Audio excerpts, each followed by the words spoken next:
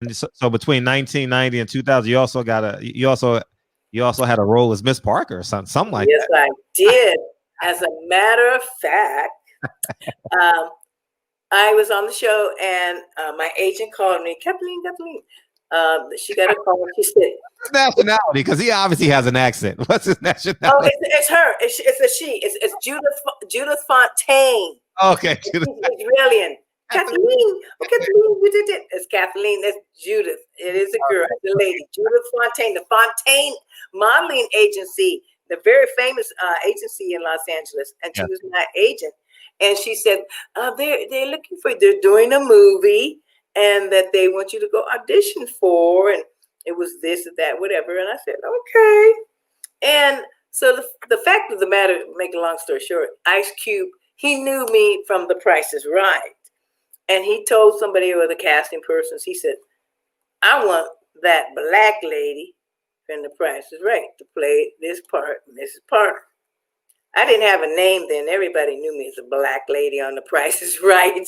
I go in the grocery store and people say, Mama, ain't that, ain't, and they said, they walk up to me, ain't you that black lady on The Price is Right? I'm like, yeah, that's me, Kathleen. Most people didn't know Kathleen Bradley, black lady on The Price is Right. Now Miss Parker, but they know my name now. But so I went in, I auditioned, and they liked me, of course, and the rest is history. Did the show, taping, but it was through the graciousness and goodwill of our Lord Jesus Christ. I was on that show. One thing leads to another on The Price is Right, and being very visible. And I have had some other opportunities from being on the show, The Price is Right, that led me to some other TV shows and movies and what have you. But that one in particular, man, that was like, who knew? Who knew that we'd all be put on the map with that Black cult classic Friday? I mean, it was one of the kind, one of its first, not to be duplicated. People tried to do it after years of trying to get that kind of comedy that, and the actors and people who went on from that to become even more famous. And F. Gary Gray, the director. Amazing work. As have Ice Cube. I'm telling F. Gary, I see him every now and then. I want a job. Come on, man. Give me something under 5 lines or something. I don't care. Right. But, we all did, unfortunately, get a chance to see each other again at John Witherspoon's funeral. Yeah, that was like a reunion. Unfortunately, not a good reunion, but a lot of people that were in the movie were there, which I hadn't seen in a while. Now, every now and then I will see Chris Tucker at a golf tournament because I love to play golf. I would see him on a couple of occasions. Of course, he lives in Atlanta. And I had actually not seen Cube that many times. I saw him once or twice at a TV taping that he did with, I think it's Charles Barkley, which was not far from me here at CJ's Cafe. Somebody said, Ma, I just left over there. Ice Cube and Charles Barkley has a TV show and he's interviewing Ice Cube. I'm like, I'm there, baby. Wonder what's happening with the other Friday, the last Friday, supposedly. Right. Went over there. This happened maybe about 2 or 3 years ago. I hadn't seen him really since then. And aside from the funeral. So, but wow. It was a good reunion for everybody. Any of y'all come back for the second one? Why is that? Oh, the second one? The second one was written not for us to be in it for some reason. Yeah. And you know what else I noticed too? I was looking at the picture just now. I'm not just now, but since you were, what were you watering? I just realized that. Like just looking at the flyer, there was no grass. Everybody says that. I was trying to grow some grass, I guess. But I think, when I think about it now, and I look back at it, there's one plant there, one little plant. And I don't know what it is. I have to look back at it again. Of course, like you said, as Snoop Dogg put it out there, he said, after all these years, I'm just now realizing Miss Parker's out there watering the lawn. Ain't no grass, not a bit, not a blade of grass. But who knew? Nobody was looking at that shit. Now you Bernie Mac. What was it like working with Bernie Mac? Oh man, Bernie. What a joy. It was incredible working with Bernie. He was just a consummate showman, entertainer, just doing what they do, and we had some cool scenes together and was able to spend a little time together. We became pretty good friends after that, and his wife and stuff. And, when he went back to Chicago, and we stayed in touch a little bit. But he was just awesome working with him, man. I mean, he just so quick-witted. And, the main thing about doing the movie, like, once again, F. Gary Gray, he was very liberal-minded and allowing people to just be themselves. Mhm. There was so much ad-libbing going on, which is great freedom for an actor. You stay within the realm of what is written in the scripts and what have you. But when you allow some artistic freedom, that is really a good thing, especially if, it just adds so much to the character. And then the person that you're working opposite from will get that kind of energy and feedback and throw it back at you. And just sometimes, if it's the right chemistry, Right. it just all kind of works itself out where it's like, wow.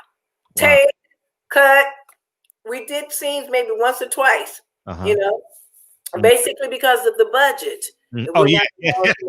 Go over budget. We did that whole thing in 30 days. I only worked like 2 days on it, but they just did it. And people knew their lines to a degree. If they didn't, they ad-libbed it. Just like I said, one thing led to another. You might not have had, definitely a lot of stuff wasn't written in for Chris Tucker. And a lot of the other actors and stuff, but you stick pretty much to the storyline. But that artistic freedom we were given by Gary was just a blessing, and it worked out. Yeah, we got our first callers. First caller, 651. What's up? What's up, friend? Hey, what's up? Only thing I wanted to say, hey, Miss Parker. Hey, look, Mama, you are beautiful. I appreciate your work and everything you've done, and it is just to listen to you talk and actually look at you. You are gorgeous as hell, and don't let nobody else tell you different. Thank you, darling. I don't listen to all people. I wanted to say was, hey, Miss Parker. Hey, thank you, darling. That. Yeah, and how was Ice Cube as he was was he just an actor in that, or was he a producer director? Oh no, he was producer as well. Yeah, okay. Ice Cube, he wrote. He was actually a writer. Oh wow! And he helped produce it. He was a writer and producer. He and DJ Poole, of course, wrote it. And he got a certain amount of money. But as it ended up, New Line Cinema, they distributed it. They basically own the rights to it, New Line Cinema. And like you were asking about part 2, I don't know what they were thinking. I think they were like thinking they was the Jeffersons moving on up to the east side when they moved out of the ghetto, and it didn't work. The second one was terrible, very bad, with the Hispanics and different people and stuff and whatever. It just that one did not work. That was the least favorite.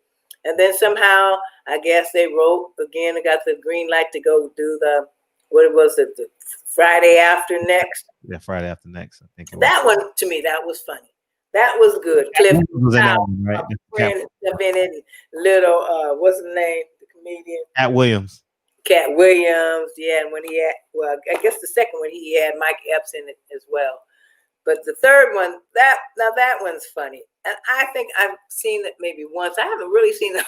I need to see it again. But when I did see it, when something actually makes you laugh unconditionally and just openly, and no forcing you to laugh at stuff, just like when you just cracking up laughing, that's the kind of entertainment that you like, that you can live, take home with and enjoy. And that one's like that. So, even at the funeral, John Witherspoon's funeral, the question was asked, when are you going to do the last Friday? One more Friday. They're trying to do one more. And everybody wants to say, who's in it, who's not. You're going to have they're like, you better have Miss Parker in there, and this person, that person, bring Felicia back. You know, the original cast. People want to see that, man. Come on. So try to fit it in there, and the script. And so everybody, even at the funeral, when Ice Cube spoke, he mentioned that they're trying to do it. He said, but they've given New Line Cinema a few scripts, but they vetoed them. They didn't like it for one reason or another. I didn't know what it was about. But when I talked to Cube that day there, I said, you know what? Think about this.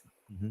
Wouldn't it be a great idea when you go back to the neighborhood and have it? Me and Mr. Parker, of course, we're back together. We're still together and everything. Midget, right? He's a midget, right? Yeah, he's just the midget, Mr. Parker. That's Tony Cox. He and I are very good friends. You know, he went on to do Bad Santa and all kind of stuff. Tony worked his butt up. Me, myself, and Irene. Tony's been working. Whose idea was? Someone asked in the chat earlier. Whose idea was it for him to be a midget? Did that character change, or was I think that was his mom's idea. No, I'm just kidding. I don't know. But it was I never thought about that. That's another good question. I never got asked, and I don't know. But I guess they knew who he was, and they said, "Yeah, the sexy next door neighbor, Miss Parker. She's married to the little short guy, little midget and stuff." But I told Ice Cube, I said, "Think about this for a storyline that when people come back and everything, you guys come back to the neighborhood, Mr. and Mrs. Parker, we still together." But I said, "Oh, have you met my son? You got to meet my son." My son comes out the house. He's like chocolate, dark black, look bug-eyed, look just like Bernie Mac. And Mr. Parker said, "Man, I'm proud of my son. Ain't this man? Don't he look like me?" He looked just like Bernie Mac. And Ice Cube cracked up. He said, "Yeah, that's a good idea. We could do that." I'm like, "Yeah, you gotta throw that up in there. The Bernie Mac, baby. Hello, how you doing? Yeah, glad to meet you." Black as day. That's my baby. Right. We got